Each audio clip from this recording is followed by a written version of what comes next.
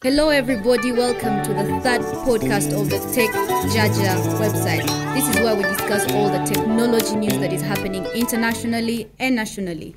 My name is Daisy Atukunda and my co-host today, Robert Sebunya. Well, we have our guest in studio today, very interesting guest with a very interesting topic. And our topic for today is social media awards and their contribution to the industry. Well, a very brief background for those of you who don't know what these social media awards are. The first of their kind happened in 2013 in November, right here in Kampala, the Oasis Mall at the Hub.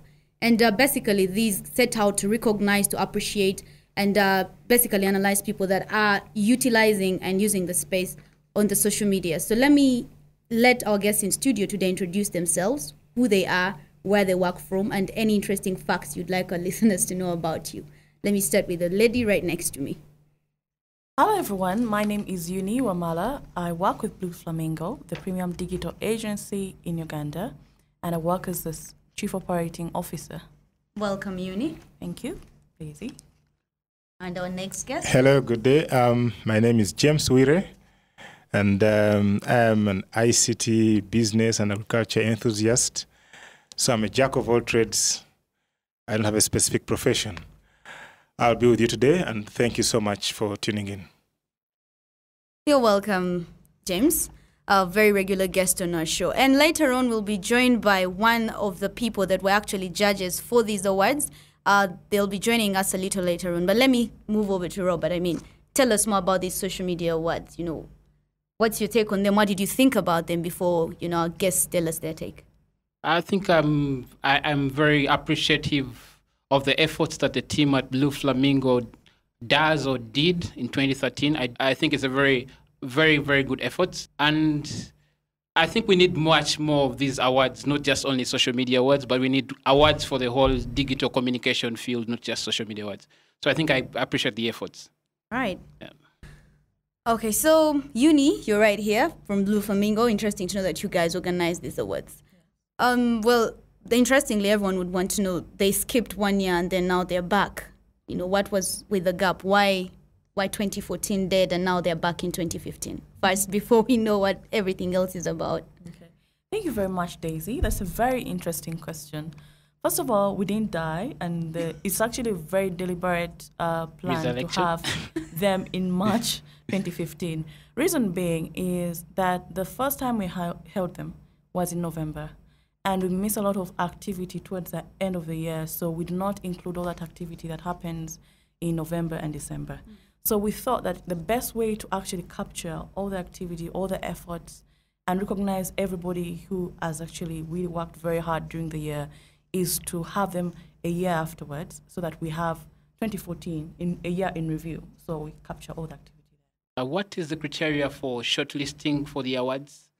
First of all, we have award categories. So you have to be able to fit within the categories that we have. We encourage individuals, bloggers, corporations, firms, as long as you are very active on social media or your efforts or campaigns include an aspect of social media and you feel you've done very well for yourself. We actually do not limit nominations. But to make it on the nomination list, we have a judges panel. And the criteria they use is basically the same criteria they use when they have actually consolidated the nominations, and now they have to judge basically who has actually been the best. So the judging criteria is in 3 forms. We have method, we have innovation, and we have information. Under method, we talk about uniqueness. What is unique about your product or campaign or effort or blog or whatever initiative you've been doing. And then audience reach, how many people were you able to reach, how many people participated. Then we go in detail and we have to understand what the strategy was behind that thinking and how great was the execution in your strategy.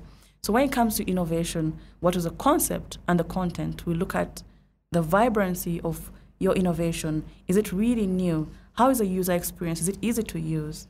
Interaction design, functionality, does it make sense for the end user? The graphical user interface, this is basically, is it visually appealing as well? So visual design and creativity is key as well. Information, what is the information behind it? Marketing message integration, does it make sense? Does it, if you work with that campaign, you look at it, does it immediately speak to you? And then audience appeal, how was the response? Was it high? Was it not? And that's basically the criteria for making it on the shortlist. And also, in terms of the competition, you have to be ahead of everybody else. But for the bloggers, how will you be able to know the traffic that they have? Because most of them don't turn on their hits for the public to see them. That's actually one of the reasons why people who are interested in, once you're a nominee and you're announced as a nominee, you actually now have to re-enter your information.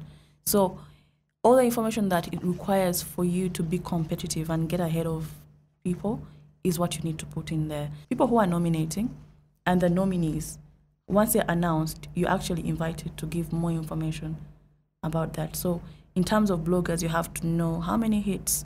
That means that they'll be able to put up screenshots of the hits, which I guess they can Photoshop or something like that. You can't. Can you Photoshop a screenshot? Really? Yeah. You just, No, of course. They have to give us a link, which is also reliable in terms of, is it verifiable information? All right, let me just take this time to move over to James. You are a renowned, religious blogger. What's your take on, the blogging category and these awards, in particular? What do you think about them?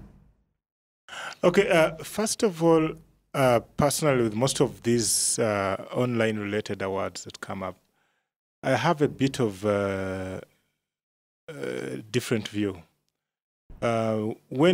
If I am to win an award, or if someone is to win a certain category, it would be good, in my view, if people genuinely go out there and they choose that person. Yes. Okay? But we have a scenario where people manufacture these things. I have been nominated for this. Please go and do this for me. Go vote for me. Yeah. The BBA kind of thing, the Big Brother kind of thing. Okay? And to me, that waters down the attempt to try and get genuine information. So if you're going to rely a lot on the people's choices, so-called people's choices, then there is a high element of tweaking that could end up occurring.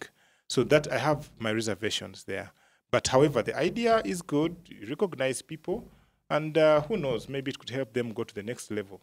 Then secondly, I look at the categories. Maybe this was the first time it happened, so it's okay, it was a good start. But it would be a good idea also to reach out beyond what I would call the middle class classifications that I see here. Social media is getting down to the layman every other day. It is affecting people as far back in rural areas. Like the other day, a friend of mine broke a news story using Twitter. From deep down, there was a flood somewhere. No news house knew about it. He sent some photos, and all of a sudden, it was all over the place. Okay, so now, if we can have categories that recognize, maybe they could be industry specific and say, go into agriculture. What is out there? There's a lot going on and happening there. So restricting ourselves to these criteria that are fancy for the middle class will end up cutting out a very big section of people that would be beneficiaries. Maybe Wuni may have to get back to us on the voting criteria. I think that will be able to iron out the issue where people call on different people to vote for them or create fake Facebook accounts to, vote for their friends and stuff like that. What is the voting procedure like? First of all, you can only vote once a day. Of course, we have had a lot of learnings from previous awards that we had, and you can only vote once a day. So this whole coming up with fake accounts and doing so many things and doing the same person sitting all day and clicking all day, it won't work anymore. And then you also have to be authenticated. So we also have proper security means which check, is this a robot, is it a human being? So that has already been taken care of. I may have to get back to you a little bit on the one person voting per day. Yeah. But that's a little bit hard to implement, I think. Do you have like a gauge of by MAC address, IP address, or just user account? User account. But also just to add on to what you said, it's basically to highlight the influence that we in this community have in brand building, and encourage everybody to actually be part of it. And I'm very happy to hear stories about agriculture because that means it's being it's being appreciated widely. And the more people we have using online resources, the more we grow, not only as an industry, but also as a country, and be part of the global market. So that's what we are really about. Right. When you look at the structure of the different categories of the award, you notice that most of the categories will most of the time favor the people who have been in the industry for long, and then they don't really give. They do, but a clear path for a rising star. Let's say best rising star on social media, blogger. Coming blogger or something like that, or female bloggers. Because I mean, like last year, I think the blogger category had about 4 guys and 1 lady. It would be ideal if maybe the female bloggers or the youth had their special category. What do you think about that? We could actually think as far and as wide as we can. And we might even end up coming up with 400 different categories, which all have a very good reason. That's why we actually sat down and we did a thorough strategy for this year's awards. But you see, the other thing is we cannot be there for everybody. So when you start women, you start the youth, you start the disabled, so we really have to be focused and also level the playing field, which actually encourages people to work harder and be more innovative and also be more competitive, which actually drives us to be better than we were before. Right. Could you also give us a breakdown of the timelines for different processes like voting, end of nomination, and then the day when we're going to have the award ceremony? Right now, we already opened the site for nomination. The site, again, for anyone who wants to nominate, and please do not feel discouraged that the person you know is a nobody. It's a level playing field. Like you saw, the criteria is really very, very fair and open to all. So the site is www.socialmediaawards.ug. www.socialmediaawards.ug. And then again, we are having so many updates on Twitter, and our handle is SMAwardsUG. That is SMAwardsUG. The hashtag SMA15. So all the updates will be there, but right now we're already open for voting. The voting period is for nominations. The nominations period is 2 weeks to give enough time, which is why we are calling out on all media platforms for people to actually participate. And then once the voting is closed, we'll have a judges' deliberation. So it's for voting, but again, we have to sieve to make sure that it's actually people meet the criteria for it to be fair. And then after that, we'll open the site again for voting, and that will be another 2 weeks. The D-Day is 7th of March, and we are excited to say that this year is much bigger and better in terms of numbers. Does that mean you've received more entries this year than the inaugural? Of course, it just opened, so we can't actually say. But do you expect from what that the to traffic happen? we're already getting, it's already bigger. Okay. It's already bigger. All right. But also in terms of reach, in terms of publicity, in terms of how many people expect to really take part in this, it's way bigger than last year. And the event itself is twice as big in terms of capacity, in terms of players, in terms of media reach, in terms of how many blogger mentions, web views. So it should be really interesting. And another exciting fact is that we are having Tiwa Savage. Ah, yes. So you're the people behind Tiwa Savage coming to Uganda in March. Yes, plus our partners. I saw that all over social media, and I didn't see any sponsor behind. Okay. Yeah, so Talent Africa is also our partner in having her here. Right. And of course, we're going to have so many other partners come on board. And you will know as we know. Okay. You'll be the first people to know. So Tiwa Savage will be headlining the entertainment.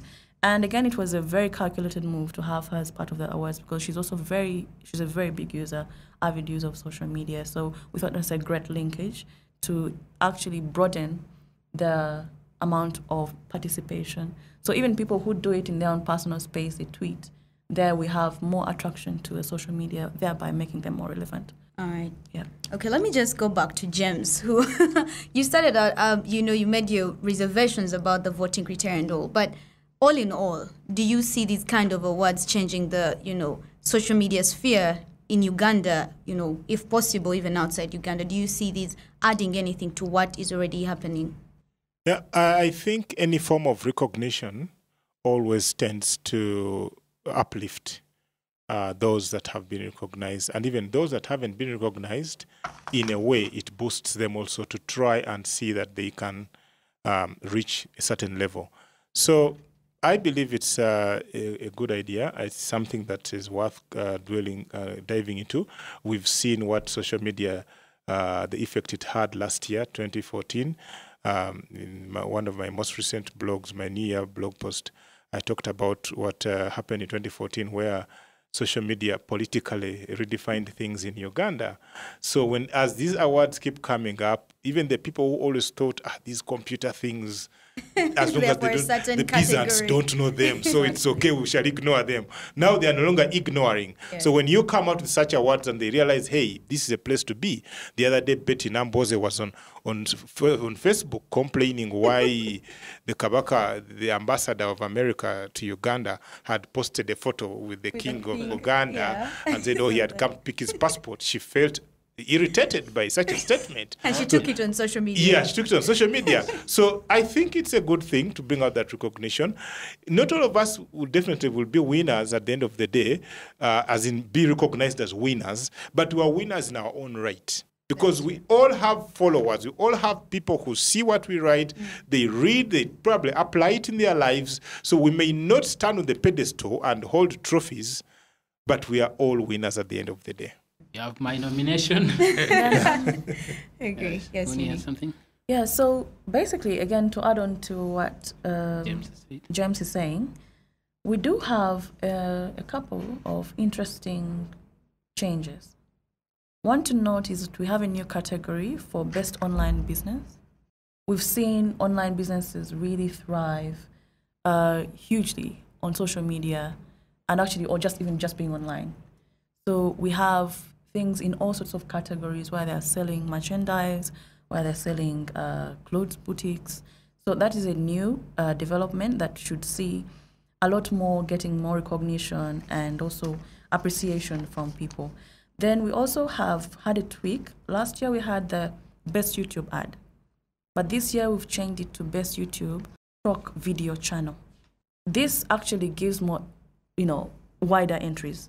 Because even if you don't have an ad, it's not a produced ad, as long as you have a channel or you just put out your videos, we'll actually go through, through everything, all the material that's out there, and we'll have more people actually. I think a little bit of requirements for a particular category, because online people have already, a lot of bloggers or Facebookers were worried about that particular category. They feel we don't have a lot of video content creators in Uganda. The few that we have, the channels that we have are infringing on the copyright for artists and stuff like that. The others that we have are people who post obscenities, and they have very viral stuff, because if you look at the kind of content people consume online, people like nudity, people like sex tips, people like things that are a little bit nude or ribald and vulgar. For example, I think you've heard of an online content creator called Peng Peng Vibes. Yeah, a lot of people know him. The kind of content he uploads online, I mean, if you look at his traffic, it's really significantly huge. So for such a category, could you break for us down some of the things that the criteria, basically? Yeah. Of course, your channel or video has to have met the requirements of law in Uganda. We already have anti-pornography laws. It has to be something that can be widely consumed, and it doesn't break any contravening laws. That's the first criteria. So this is a platform for social media in Uganda. So we cannot promote things that actually are against the law. James, you've looked at the categories that are under the SMA Awards. Do you think there's some, according to as a blog and a person who uses internet a lot, do you think there's some categories that you feel maybe should, be rebranded, should be added in order, to promote these awards further or give them more meaning? Do you think the categories are fine, or you would have a few recommendations when it comes to that? Okay. There are two things I want to bring out here. One, you talked of the best YouTube stroke video. Yeah, my advice on that is in future avoid being, what can I call it, specific about a particular player. what happens if a big competitor to YouTube comes up and they equally do their thing that way? So you see, this dilutes. It's like saying best Microsoft user instead of I best, appreciate that, but right now we actually work with statistics in terms of what are the big channels that work for Uganda. Yeah, but if you had called it best video, probably it would still pass. Online video, yes, which is why it's YouTube/video. Great. It's clarified on that because right now the ball game is changing. Before Facebook was, YouTube was the biggest video player, and this year and towards the end of last year, Facebook has turned the tables down now. Even Instagram now. Instagram and Vine and stuff. Yeah. And if you look at the trend right now, is by the end of the year for Uganda, video content creators will be going Facebook instead of YouTube. Yeah. So I guess people don't really. I hope the Facebook users don't, video creators don't get confused. But I think that's a good contribution. Yes, it is. Then secondly, Uni actually ably brought it out that we may keep asking for, add this, add that, and before you know it, they have over 100 awards, and the entire thing loses meaning, okay? So my view there is that is a business opportunity, actually. You could end up eventually having subsets or industry-specific awards and say, okay, we have this general social SMA awards that have maybe 15 or 20 categories. That's a big thing.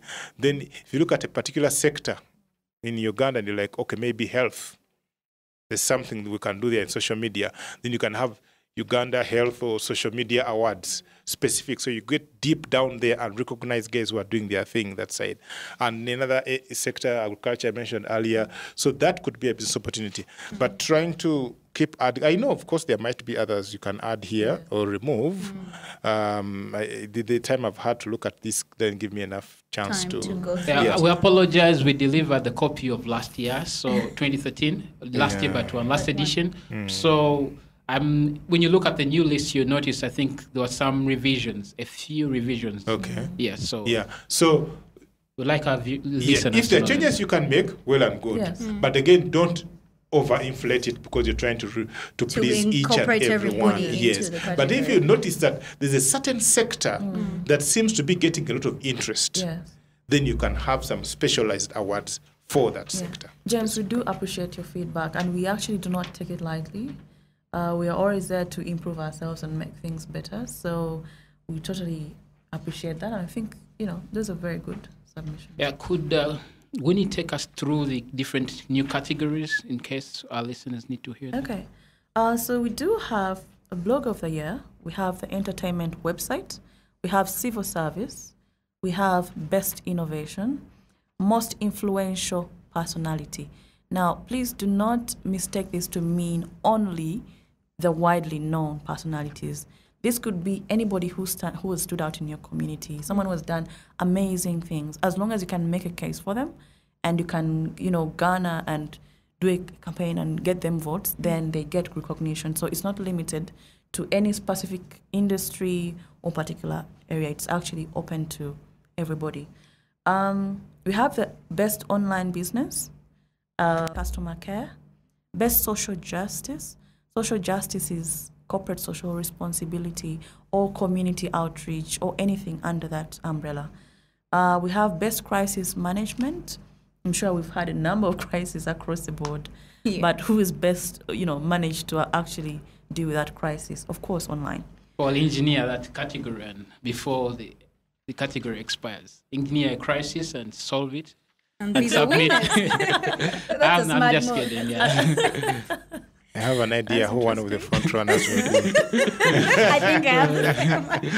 All right, let me continue with that. Yeah, the most talked about one is best YouTube/video channel, then best photography, because photographs really speak volumes. They tell a story on social media.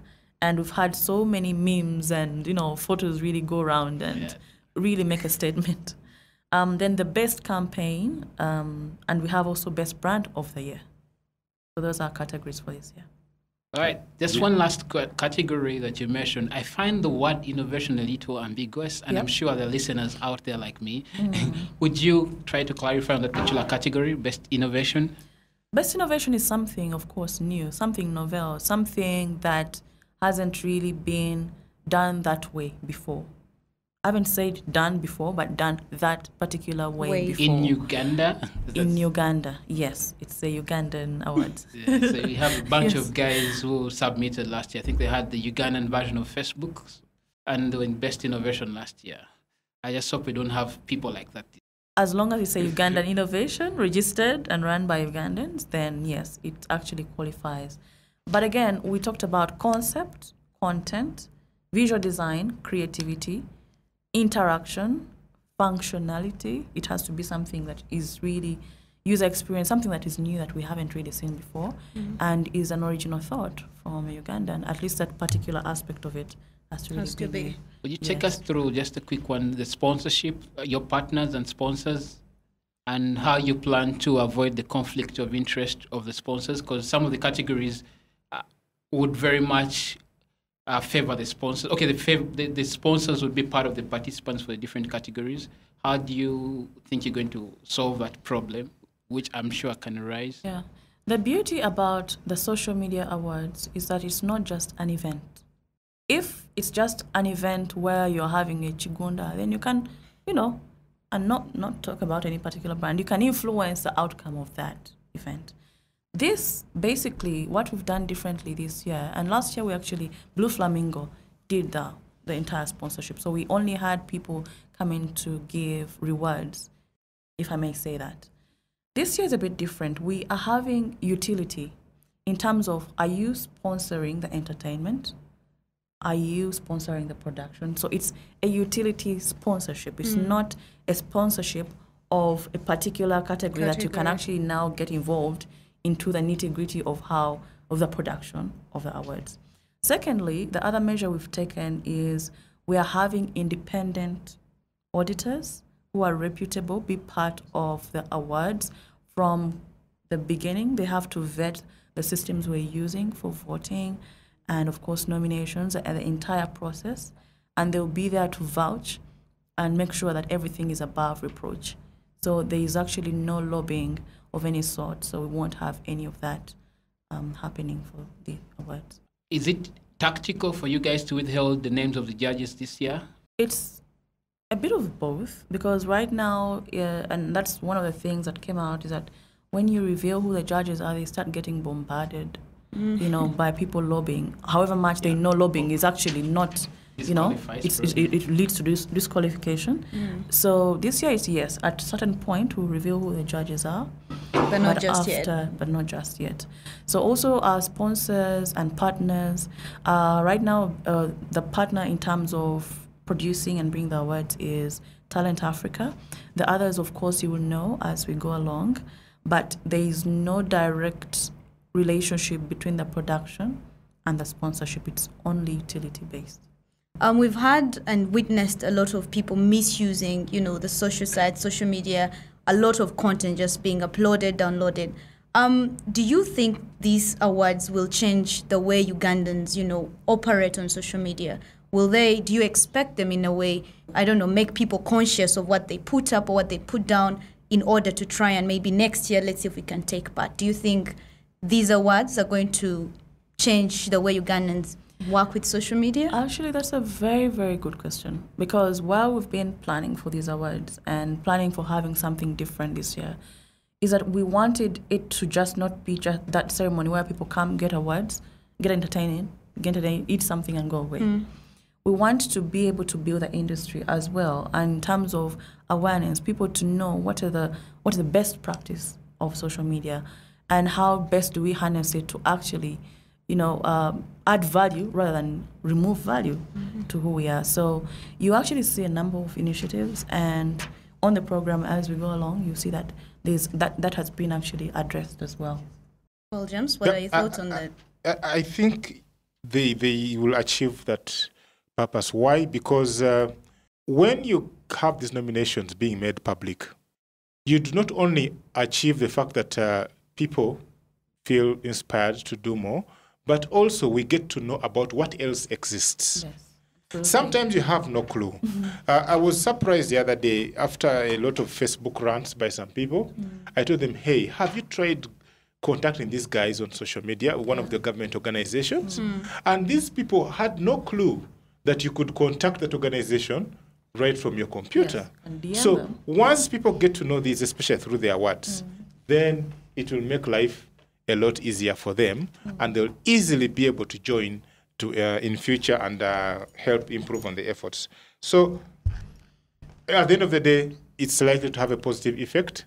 But another thing that you would also consider as the guys who host these awards, start going forward, get the past winners and see how you can narrate their stories. Oh, yes. So that we'd not only look at who has won today, but the last time, from the time these guys won, what has happened, what has changed. They can narrate or they can write about it, but you find a way of profiling them so that we can be able to look back and say, oh, so this is actually what it takes. When you win, chances are you get this kind of exposure, chances are you learn this, chances are you learn the other. Also, you could end up, especially for the finalists or those who are nominated, you could even have some small workshops. For example, if they are bloggers, a 2-3 hour workshop from an experienced blogger to give them more tips on how they can improve on the use, say, of WordPress or whatever, something like that. So let people start to realize that, okay, I may not have gotten the ultimate prize, but at least in the... I think I'll divert a little bit on that one. I just noticed Ugandans are very, very helpless when their rights online are abused. For example, recently a certain lady, I forget the name, her nude pictures were uploaded online, and she failed to... She couldn't even, she just deactivated the account, and the best thing she could do was report some of that folder. It was an album of like 80 nude pictures. Report that to Google, and, you know, because it was in a Gmail shared folder, and they would be able to stop those nude pics from going online. So I think a lot of Ugandans, people, when their nudity is put out there, they can't, you know, report the pictures, they can't fight for their rights. Instead, they just deactivate their accounts, run away from the problem. And one of our participants has just come in, and I'll take up her question. That's Patricia. You could introduce yourself to the show, what you do. Hi, my name is Patricia Cahill. I'm a social media consultant and specialist. I work with online tools. What else do you need to know? Oh, I think that's enough for them. Yeah, you were judged last year. Yes. And so what were your recommendations for the participants of last year? My main section for 2013 Media Awards was the bloggers. My recommendations then were to make our stories more original to Uganda and to make them more research-based and solution-based. Let me give an example. If you're writing a blog and you're saying media has distorted, let me say an example of the pictures you're saying, you're supposed to provide a solution. So if you're writing a blog about nudity and how privacy is being destroyed online, you will need to provide a solution. Don't leave it hanging there. So any blogger who is writing about a blog or anything that is developmental, putting it on Facebook, Twitter, anything that anyone is doing, because I consider all the social media platforms as blogs. Short stories that you're writing about yourself, short stories you're writing about people to listen to and understand. So everything you write, if it has a solution and you actually have a solution in your head, it's better to provide it. Those were my recommendations then. All right, unfortunately, we are about to close the show, so I'll take one last question for each of us. What are your social media predictions for the year 2015? I'll start with James Wire, then end up with Patricia. To be honest, predictions? I think with social media, you move with the flow. Okay. To be honest, you move with the flow. There are things which surprise you, and you're like, I didn't see this coming. And unless if you are always fidgeting with the internet left, right, center every second of the day, so you can detect some of these things. But I see social media playing a very big role in the run down to the 2016 elections in Uganda. Big, big time. So, social media consultant, get ready to make some good money. That's the gold mine. Yes. And finally, also, those you talked of Ugandans whose rights are abused online and they don't know, it is time for them to realize that there are solutions. The law protects us. Personally, I've written 2 or 3 blogs that talk about the protections that the current laws give us. So wirejames.com, you'll find some of that information there. You don't need to suffer silently and locally, as they say. Okay, let's go to Uni. Of course, like James has said, it's quite difficult to tell which way the wind is blowing when it comes to social media because everything is a whirlwind.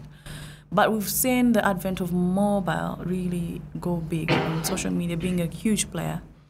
And I think that will continue to grow in this market because a couple of years ago, we had very low numbers in mobile penetration usage and internet-based mobile, apps.